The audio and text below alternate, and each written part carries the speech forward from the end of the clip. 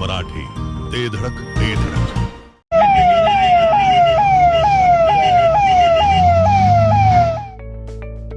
विटेकरांनो, फक्त तुमच्यासाठी श्री सिद्धिविनायकची सर्वात स्वस्त अत्याधुनिक कार्डियक ॲम्ब्युलन्स, अनुभवी डॉक्टर आणि आरोग्य सेवकांच्या उपस्थितीत 24 तास उपलब्ध. सांगली आणि कराडसाठी केवळ 6,000 तर कोल्हापूरसाठी केवळ 9,000 रुपयात कार्डियक ॲम्ब्युलन्स उपलब्ध. विटेकरांनो, सर्वात स्वस्त ॲम्ब्युलन्स सेवेसाठी स्क्रीनवरील नंबर आत्ताच सेव्ह करा. कान, नाक आणि घशासंदर्भातील आजाराची आता चिंता सोडा. विटा शहरात अत्याधुनिक तंत्रज्ञानाद्वारे आता अचूक निदान आणि खात्रीशीर उपचार उपलब्ध. डॉक्टर ऐश्वर्या काकडे यांचे श्री समर्थ कान नाक घसा हॉस्पिटल 24 तास आपल्या सेवेसाठी सज्ज. संपर्क आपल्या स्क्रीनवर.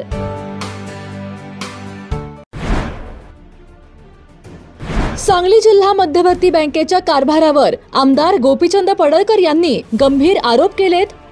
सांगली जिल्हा मध्यवर्ती बँकेच्या गैरकारभारामुळे रिझर्व्ह बँकेने कारणे दाखवा नोटीस काढली आहे. संचालकांच्या चुकीच्या पद्धतीने कर्ज देणे, कर्जमाफी करणे अशा गैरकारभारामुळे आरबीआय कडून नोटीस बजावण्यात आली आहे. त्यामुळे सांगली जिल्हा मध्यवर्ती बँकेवर प्रशासक आणले पाहिजे, त्याशिवाय आम्ही गप्प बसणार नाही. आरबीआयची नोटीस आणि नोकर भरतीचा प्रकार मुख्यमंत्र्यांच्या निदर्शनास आणून देणार, अशी आक्रमक भूमिका आमदार गोपीचंद पडळकर यांनी घेतली आहे. ग्रीन हार्वेस्ट नैसर्गिक पेंडीयुक्त खत, नेचर केअरची युक्ती, रासायनिक खतांपासून मुक्ती. Green harvest.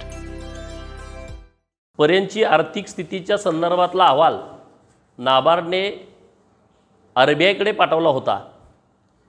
नाबार्डने जो वैधानिक आर्थिक स्थितीचा अहवाल 31 मार्च 2025चा आरबीआयला दिला, या आरबीआयकडे दिलेल्या अहवालामध्ये गंभीर बाबी निदर्शनास आलेल्या आहेत आणि म्हणून आरबीआयने 24 जून 2026ला एक कारणे दाखवा नोटीस सांगली जिल्हा मध्यवर्ती बँकेला काढलेला आहे. कलम 35, कलम 35A, कलम 46, कलम 47A या कलमांतर्गत सांगली जिल्हा मध्यवर्ती बँकेवरती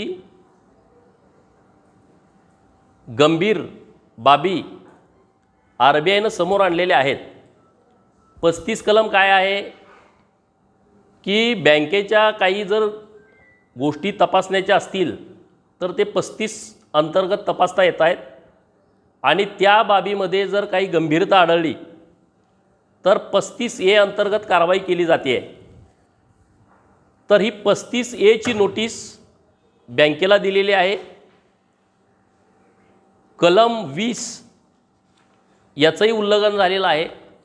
कलम 20 यासाठी आहे, एखादा संचालक बँकेमध्ये असेल आणि त्याचं एखादं कर्ज माफ केलं असेल आणि ते कर्ज माफ करण्यापूर्वी आरबीआयची पूर्व परवानगी घेणं अपेक्षित असते, त्यांनी ती घेतलेली नाही.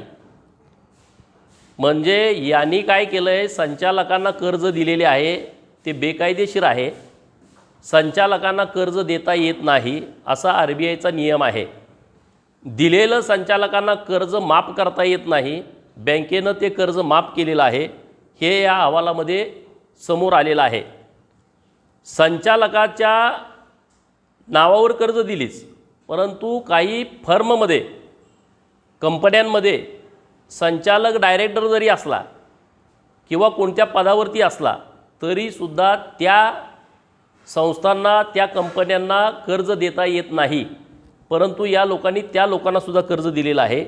ही बाब या सगळ्या अहवालात समोर आलेली आहे. सांगली जिल्ह्यातील शेतकऱ्यांचा आर्थिक कणा मजबूत करण्याच्या हेतूनं काम करणारी सांगली जिल्हा मध्यवर्ती बँक ही जिल्हा मध्यवर्ती बँक काही दिवसापासून सातत्यानं चर्चेमध्ये आहे. कारण जिल्हा मध्यवर्ती बँक शेतकऱ्यांच्यासाठी आधाराचं ठिकाण आहे, ती शेतकरी सभासदांची बँक आहे. परंतु काही गेली वर्ष राजकारणाचा अड्डा बनलेली आहे. भ्रष्टाचाराचं मोठं केंद्र झालेलं आहे. राजकारणासाठी या बँकेच्या नियमाचं उल्लंघन करून लोकांना कर्ज दिली जात आहेत, मदत केली जाते आहे. 2025 31 मार्च पर्यंतची आर्थिक स्थितीच्या संदर्भातला अहवाल नाबार्डने RBIकडे पाठवला होता. नाबार्डने जो वैधानिक आर्थिक स्थितीचा अहवाल 31 मार्च 2025चा RBIला दिला, या RBIकडे दिलेल्या अहवालामध्ये गंभीर बाबी निदर्शनास आलेल्या आहेत आणि म्हणून RBIने 24 जून 2026ला एक कारणे दाखवा नोटीस सांगली जिल्हा मध्यवर्ती बँकेला काढलेला आहे. कलम 35A, कलम 46, कलम 47A या कलमांतर्गत सांगली जिल्हा मध्यवर्ती बँकेवरती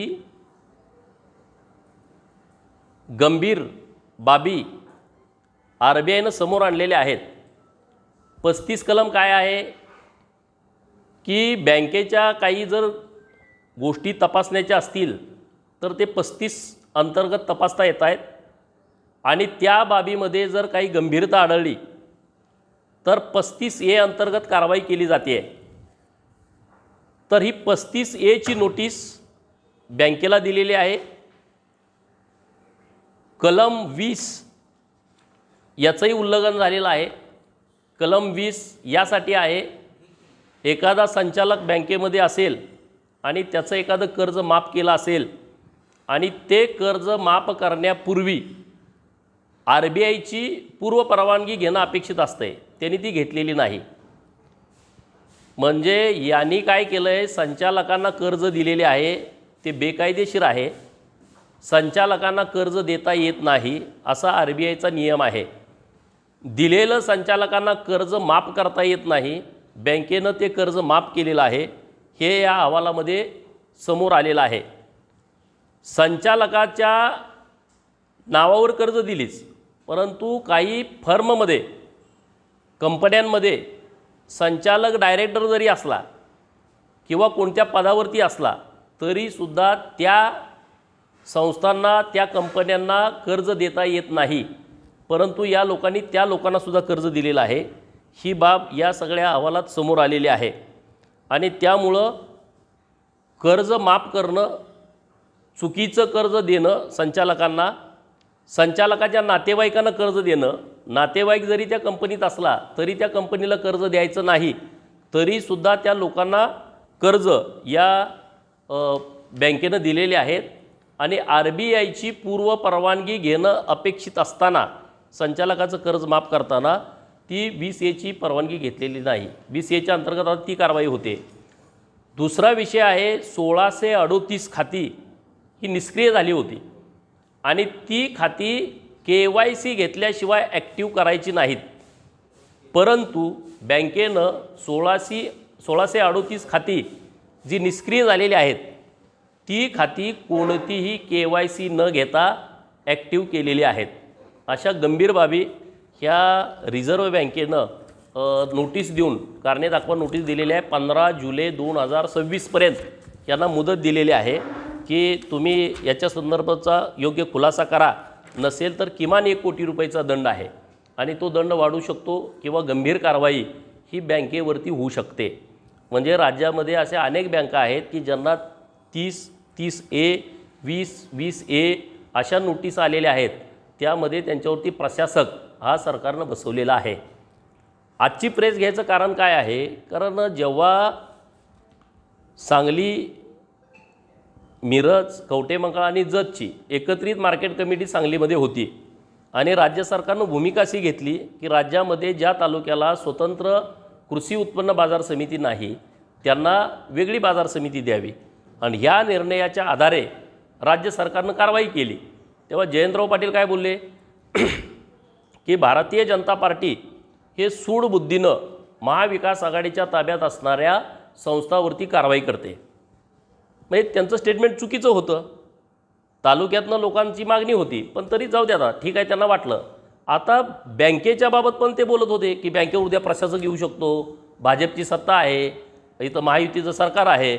आता RBIनंच तुम्हाला जर नोटीस काढली असेल आणि RBIच्या नोटीसमध्ये संचालकांची यादी आहे की तुम्ही त्यांना कर्ज दिलेत, हे तुमच्या कुठल्याही नियमात बसत नाही.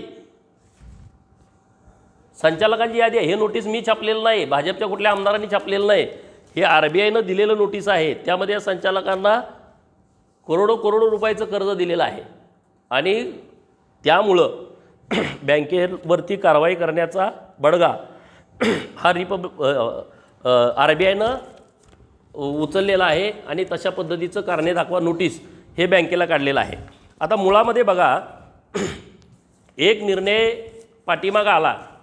तो निर्णय काय आहे की 10 वर्षाच्या वर ज्या संचालकांना झालेले आहे किंवा सलग 10 वर्ष जे बँकिंग कायदा सुधारणा 2025ची अंमलबजावणी करण्याच्या संदर्भातलं पत्र 9 मार्च 2026ला हे सहकार आयुक्त व निबंधक सहकारी संस्था महाराष्ट्र राज्य पुणे यांना काढलं आहे. कुणी काढलं आहे?